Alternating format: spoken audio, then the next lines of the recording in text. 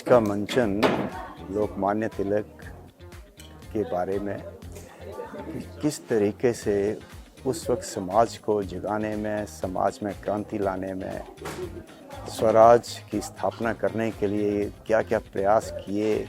आज की पीढ़ी जब भी ये मंचन देखेगी उसको इस चीज़ का एहसास होगा कि हमारे पूर्वजों ने खासकर लाल, पाल, बाल और भी स्वतंत्रता सेनानियों ने किस तरीके से मेहनत की, अपना खुशियों को अपने कितनी मेहनत के साथ अपना आइडियाज़ को आगे बढ़ाया, लोगों तक पहुंचाया और अपने स्वार्थ की कुर्बानी देके और फिर लोगों को जगाने का काम किया है। जो भगवान जाति पाति और छुआछूत को मानता है, मैं उसे भगवान मानने से इनकार करता हूँ। जिसे अंग्रेजों ने फादर ऑफ इंडियन अनरेस्ट कहा, वो अंग्रेजी शिक्षा पद्धति के सख्त विरोधी थे। वो कहते थे इनकी शिक्षा पद्धति से केवल ही नहीं, भारत को ज्यादा से ज्यादा समय तक गुलाम बनाए रखने का फायदा मिलेगा। हमारे लोग अपनी जड़ों से कटकर अंग्रेजी बाबू ही बन रहे हैं। अंग्रेजी बाबू बनकर हम भारत निर्माण कैसे कर पाएंगे? पहले तो इन्होंने चाहा ही नहीं कि हम भारतीय पढ़े भी। तुम पढ़ो या ना पढ़ो, इनको इससे कोई मतलब नहीं था।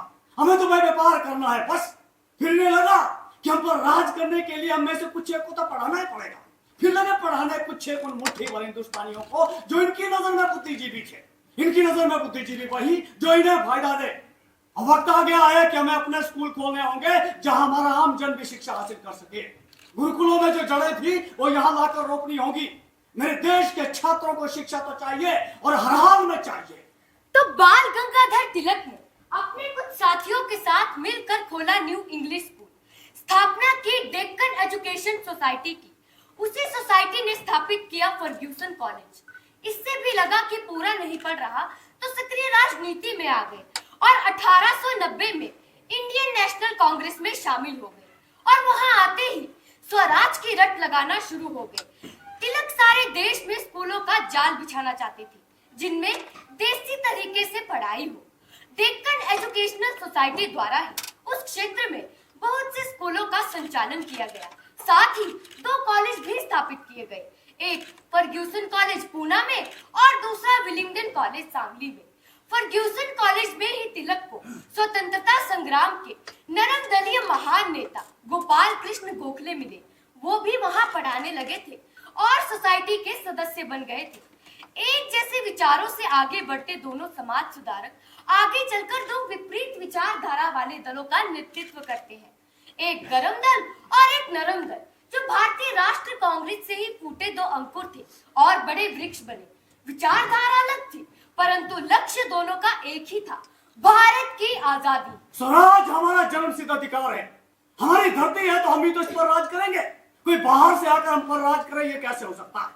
पर मेरे मित्र कहते हैं कि हमें संवैधानिक सुधार चाहिए, ब्रिटिश काउंसिल में प्रतिनिधित्व चाहिए, ज्यादा से ज्यादा सीटें चाहिए ताकि हम आवाज उठा सकें कि ये आप गलत कर रहे हैं। हमारा प्रतिनिधित्व अधिक होगा तो हमारी आवाज भी ऊंची होगी। सिर्फ प्रतिनिधित्व चाह रहे हैं, फिरंगियों से आजादी नहीं। ये तो मजाक नहीं हुआ। क्या हमें याचिका और प्रार्थनाओं से आजादी मिल पाएगी? जबकि एक तरफ लॉर्ड कर्जन कहते फिरते हैं कि इंडियंस को ऊंची पोस्ट दे नहीं सकते क्योंकि उन्हें रूल करना आता ही नहीं है, दूसरी तरफ हमारे साथी फिर से याचिका और प्रार्थनाओं की बात करते हैं। ये क्या मजाक है? हम जो ही मांग करते हैं उसे वो नकार देते हैं। दिख रहा है हमारे साथ जो भी भारतीय राष्ट्रीय कांग्रेस में है, राजनीति उनका अंशकालीन कार्य है। साल में एक बार अधिवेशन होता है तो खूब चर्चा होती है और 5 दिनों तक खूब जोरों की रहती है। उसके बाद सब कुछ बंद। साल भर के लिए हम भूल जाते हैं कि हम जैसे गुलाम ही नहीं है। हमें चाहिए पूर्णकालिक राजनीति में कूदने वाले जो दिन भर और रात भर सोते जागते यही सोचे कि गुलामी से मुक्ति पानी है, स्वराज चाहिए। पर मेरे साथी कहते हैं कि हम अंग्रेजों को बताएंगे कि आप नहीं जानते कि भारत में कितनी गरीबी है, कितनी समस्याएं हैं, उसके लिए प्रतिनिधित्व चाहिए। पर हमें समझ लेना चाहिए कि वो इन बातों पर ना ही गौर करना चाहते और ना ही कभी गौर करेंगे। बाल गंगाधर तिलक के ऊपर जो नाटक हुआ है वो बहुत ही सुंदर तरीके से प्रस्तुतिकरण उसका हुआ है और यूं लगा था जैसे मंच के ऊपर वही तिलक का जोश, वही तिलक की आज़ादी के लिए किया हुआ संघर्ष वो सामने दर्शा रहा था। यहाँ तक कि पब्लिक भी लगता था जैसे वो भी उसी संघर्ष में शामिल हैं और उनके साथ ही वही जोश, वही देशभक्ति का भाव वो सामने निकल रहा था। बड़ा अच्छा ਬੱਚਿਆਂ ਦਾ ਪ੍ਰਦਰਸ਼ਨ ਸੀਗਾ, ਖਾਸ ਕਰ ਜਿਹੜਾ ਇੰਚਾਰਜ ਸੀਗੇ of that play, he deserves kudos। Ganpati Bappa Morya, Mangalmurti Morya, Ganpati Bappa Morya, Mangalmurti Morya. मित्रों, आप सब लोगों को गणेश चतुर्थी की बहुत बहुत शुभकामनाएं। गणपति महाराज हम सब पर अपनी कृपा दृष्टि बनाए रखे। जैसा कि आप जानते हो कि गणपति महाराज धन धान्य और खुशहाली के देवता हैं। धन धान्य तो आज छिनकर दूर प्रदेश में पहुंच रहा है। खुशहाली कितनी है सो अपने अपने घरों में झांक कर देख लो तो तुम्हें अपने अपनी खुशहाली का अंदाजा हो ही जाएगा। ऐसा लगता है कि बहुतों ने अभी तक बहिष्कार आंदोलन के महत्व को पूरा पूरा समझा नहीं है। जब आम जनता और उनके विदेशी शासकों के बीच में संघर्ष चल रहा हो तो इस तरह के साधन बिल्कुल आवश्यक है। ब्रिटेन के इतिहास में एक ऐसा उदाहरण है कि जब राजा द्वारा उनकी मांगों को मानने से इनकार करने पर क्रुद्ध जनता ने उसे दंडित किया था। हम तो ऐसा नहीं चाहते, न ही हमें इतनी ताकत है कि हम सरकार के विरुद्ध सशस्त्र क्रांति के लिए उठ खड़े हों। लेकिन जब देश के भीतर से करोड़ों रुपया बाहर जा रहा हो तो क्या हम उसे रोकने का प्रयास भी नहीं कर सकते? क्या हम नहीं देखते कि चीनियों द्वारा अमेरिकी वस्तुओं के बहिष्कार से अमेरिकी सरकार की आंखें कैसे खुल गई हैं? इतिहास साक्षी है कि गुलाम जनता चाहे कितनी भी असहाय क्यों ना हो, लेकिन एकता, साहस और दृढ़ निश्चय के बल पर वो अपने मदोन्मत्त शासकों को बिना हथियार उठाए भी पराजित कर सकती है। इसलिए हमें पूरी उम्मीद है कि संकट की इस घड़ी में देश के अन्य भागों की जनता बंगालियों का साथ अवश्य देगी। लॉर्ड कर्जन जो उस समय वाइस राय थे, उन्होंने कहा कि बंगाल एक बहुत बड़ा सूबा है, इसलिए प्रशासन में यहाँ काफी मुश्किल हो रही है, अतः प्रशासकीय दृष्टि से इसका विभाजन बहुत ही आवश्यक है। उस समय का बंगाल सच में बहुत बड़ा था। उसमें वर्तमान का बांग्लादेश, पश्चिमी बंगाल, बिहार, झारखंड, असम का कुछ हिस्सा और उड़ीसा शामिल था।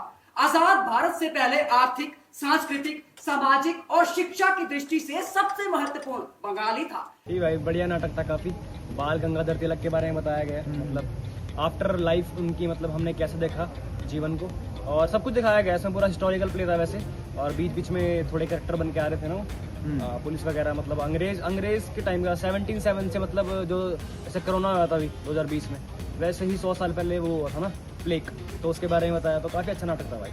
काफ़ी अच्छा था भाई, म्यूजिक वगैरह भी था, मतलब बहुत ही अच्छे तरीके से फाइन था सारा कुछ। आज लोकमान्य तिलक हमारे बीच नहीं है। आज वो समस्त भारत में बिखर गए हैं। हर युवा के जोश में लोकमान्य तिलक है। स्वराज हमारा जन्मसिद्ध अधिकार है, इसे हम ना कर लेंगे। जो भगवान जो झूठ को मानता है, मैं उसे भगवान मानने से इनकार करता हूँ। स्वराज वो नहीं कि आज अंग्रेज है वो चले गए तो कल कोई और आ गया, तो कैसे हुआ स्वराज? रामायण के राम की तरह राजा को राम धर्म निभाना होगा, तभी होगा। इसको हमें लड़ाई होगा। हाथ में अगर तलवार है तो वह कसाई है। ज्ञान, भक्ति और गीता को जीने वाले के हाथ में अगर तलवार है तो वह शस्त्र है, और वह गांधी धारियां चुना है। और उनके ऐतिहासिक और सांस्कृतिक मूल्य बचे रहने चाहिए। राष्ट्र की स्वाधीनता मुझे सर्वाधिक प्रिय है। यदि ईश्वर भी मुझे मुक्ति व स्वर्ग का राज्य दे तो भी मैं उसे छोड़कर स्वतंत्रता के लिए यात्रा करूंगा। अच्छी शिक्षा व्यवस्था ही अच्छे नागरिक को जरूर दे सकती है। आजादी हमें भीख में नहीं चाहिए, इसे हम छीन कर लेंगे और किसी भी कीमत पर लेंगे। नमस्कार, मैं केयर सिंह ठाकुर हूँ, कुल्लू हिमाचल प्रदेश का रहने वाला हूँ, और मैं अपने ग्रुप एक्टिव मनाल कल्चरल एसोसिएशन के साथ ये 19th TFT winter theatre festival में पार्टिसिपेशन के लिए आया हूँ।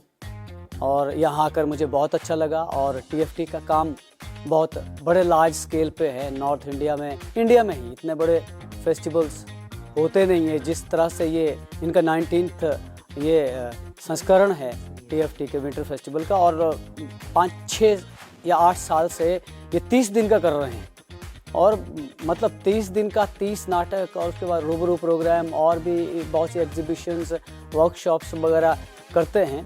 तो ये एक साधुवाद है इनको, और इनके जो प्रमुख हैं TFT के आदरणीय श्री सुदेश शर्मा जी और पूरी टीम जिस शिद्दत से ये काम करते हैं, और मुझे अपनी टीम को लेकर के पिछले साल भी आने का सौभाग्य प्राप्त हुआ था इस फेस्टिवल में, तब पंजाब कला भवन में हुआ था।